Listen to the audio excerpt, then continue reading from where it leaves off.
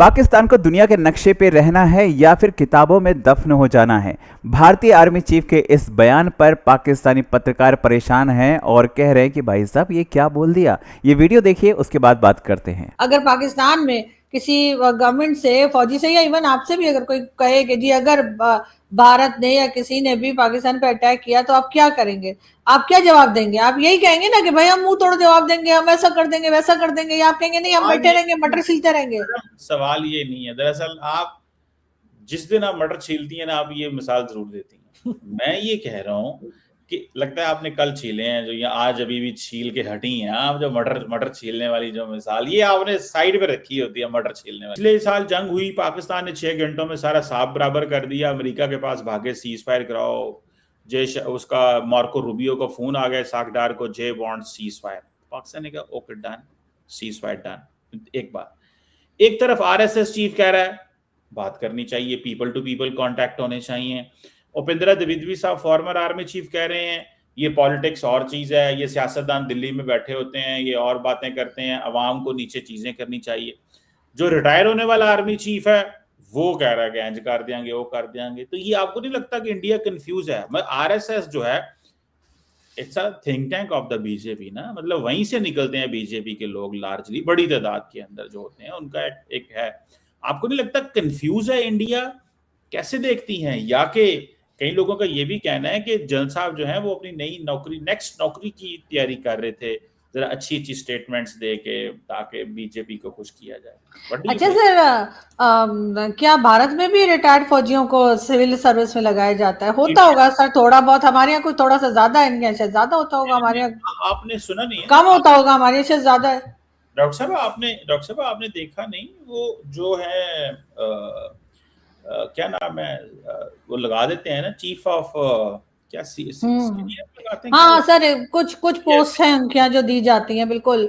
हमारे यहाँ तो सर हमेशा ही मिलती है, कभी भी कोई रिटायर्ड फौजी हमारे यहाँ खाली बैठा हो मैंने आज तक नहीं देखा। कभी वापडा में लगा देते हैं, कभी पीआईए में लगा देते हैं, कभी पीटीवी में लगा देते हैं। मुझे तो सर डर है कि कुछ दिनों में एंकर्स को, जर्नलिस्ट को हटा के यही लोग शायद टॉक शो भी करने लगेंगे। लेकिन सर अगर वो कर सकते हैं तो करना चाहिए। देखिए ये काम है कैपेबिलिटी का। देखिए अब ये थोड़ी है, फॉर एग्जांपल आप अगर एक बंदा मटर छीलने की कैपेबिलिटी रखता है, आप उसको कह दे भाई तुम जो है वो प्राइम टाइम शो करो। सर जरा ये फोटो ऊपर दिखाएंगे जो मैंने आपको दी है? क्यों इधर आई नहीं है मैडम? अच्छा, आई है सर, नहीं लगा दे। नहीं आई। क्यों अच्छा, नहीं आई? चले बोले मैडम क्या बोले? मैंने कहा मटर छीलने वाली जो कैपेबिलिटी है उसको आप, मेरी बात तो सुने ना, अब मटर छीलने वाली कैपेबिलिटी को आप बैठा दें कहीं और, ठीक है? तो जो अगर इफ अ जनरल और अ ब्रिगेडियर और अ कर्नल और व्हाटसोएवर, इफ ही और शी कैन सर्व एनीवेयर, तो उनको कर देना चाहिए। इसमें कौन सी बड़ी जो वो बात है? डॉक्टर साहब इसमें जवाब देना।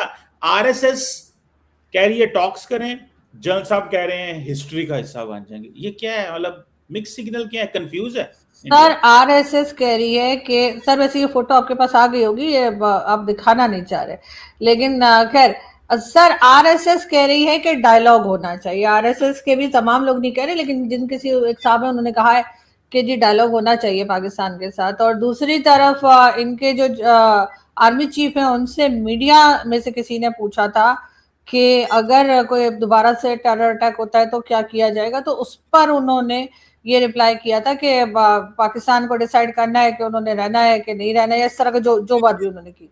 तो सर ये दो अलग अलग चीजें हैं। वो आरएसएस वाले कह रहे हैं बात करनी है, लेकिन उन्होंने ये तो नहीं कहा कि अगर अटैक हुआ या किसी किस्म का एलिगेशन लगा तो उस पर जवाब नहीं दिया जाएगा। मिक्स कर रहे हैं। और ना ही उन्होंने सर ये कहा है इंडियन आर्मी चीफ ने कि वो पाकिस्तान पर अटैक करने लगे हैं।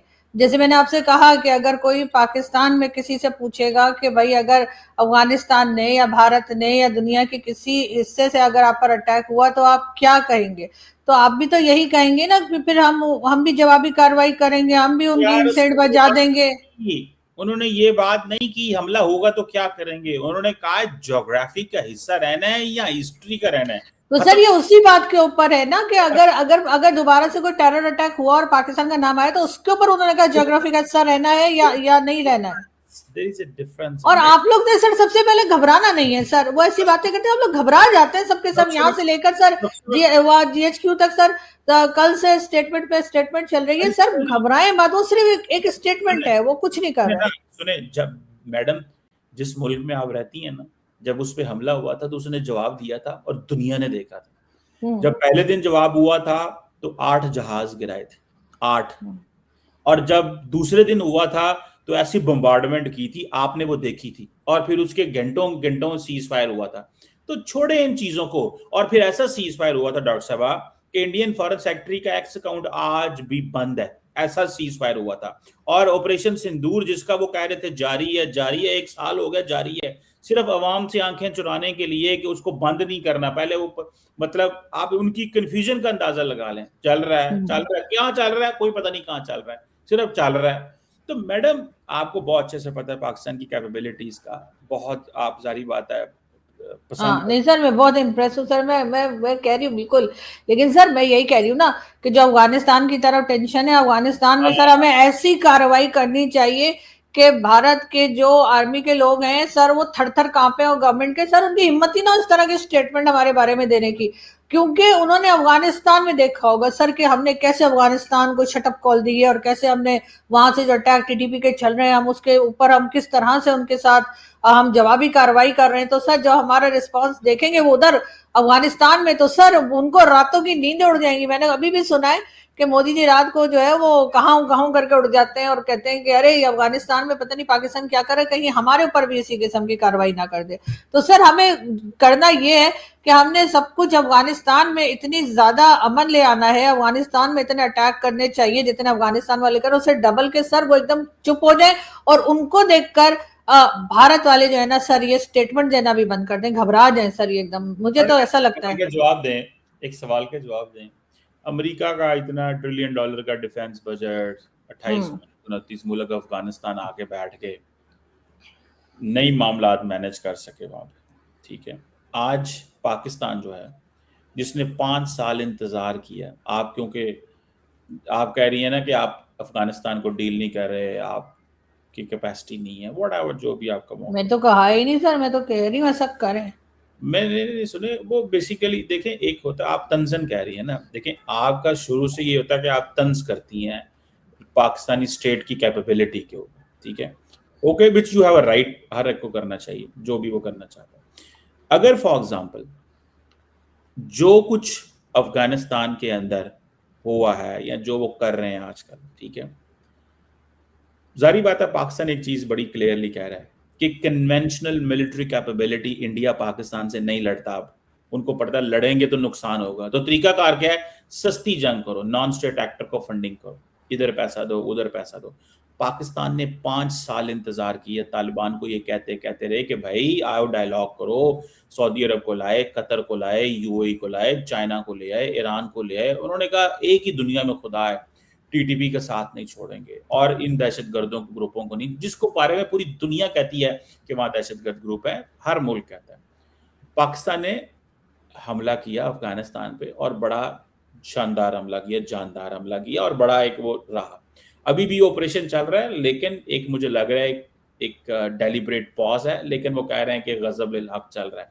अब क्या होगा जब दोबारा ऑपरेशन शुरू होंगे तो वो फिर 2 महीने इकट्ठा ही चलेगा। तो द पॉइंट इज के इन बिटवीन लोगों ग्रुप्स को मोटिवेट किया जा रहा है। तो मैडम आप ये क्यों नहीं कहती तालिबान को कि वो दाएं बाएं से ही जो अपने मुल्क की जो सॉवरेनिटी है उसको क्यों चैलेंज होने देते हैं, क्यों किसी मुल्क को कहते हैं कि हमारे पास हमारे ग्रुप्स को आके पैसे दो और पाकिस्तान पे हमला करो। ये आप अफगान तालिबान से ये बात क्यों नहीं कहती कि आप दूसरे मुल्कों पे हमले करते हैं या आप दहशतगर्दों को अनलीश करते हैं। आप पाकिस्तान को तो कहती हैं कि पाकिस्तान नहीं कंट्रोल कर पा रहा, पाकिस्तान सारी बात है इतने टेरेन है, मसले मसाइल हैं, आप तालिबान को क्यों नहीं हमेशा एडवाइस करती, और जो उनको फाइनेंस करते हैं सपोर्ट करते हैं उनको क्यों आप नहीं क्वेश्चन मार्क करते?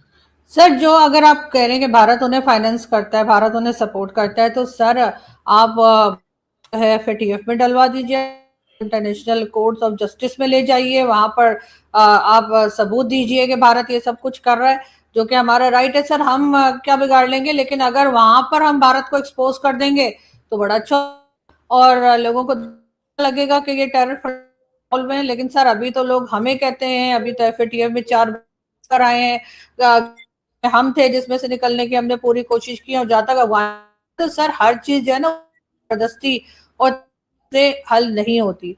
अब कमर चीमा साहब को प्रॉब्लम है कि भाई भारतीय आर्मी चीफ ने ऐसा बयान कैसे दे दिया।